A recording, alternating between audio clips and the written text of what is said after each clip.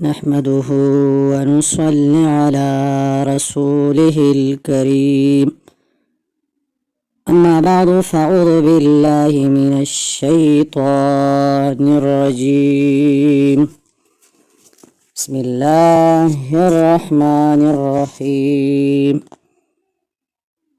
وننزل من القرآن ما هو شفاء ورحمة للمؤمنين. صدق الله المولانا العظيم.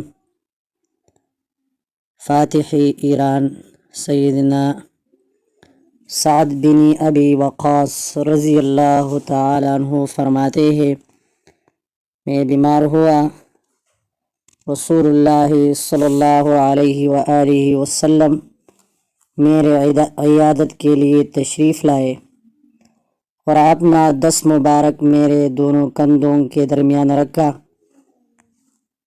تو اس کی ٹھنڈک میرے سینے میں سرایت کر گئی۔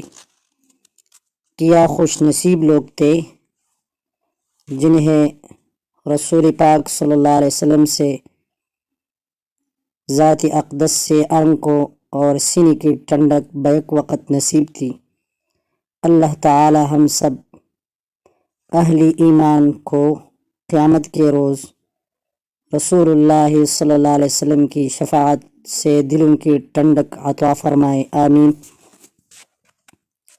پھر فرمایا کہ اسے دل کا دورہ پڑا ہے، اسے ثقیف کے حکیم حارث کے پاس لے جاؤ۔ حکیم کو چاہیے کہ وہ مدینے کے 7 عجوہ کھجوریں گٹلی سمیت پیس کر اسے کھلائے۔ 7 عجوہ کھجوریں گٹلیوں سمیت پیس کر صبح نہار میں کھانا ہارٹ اٹیک کا نبوی علاج ہے۔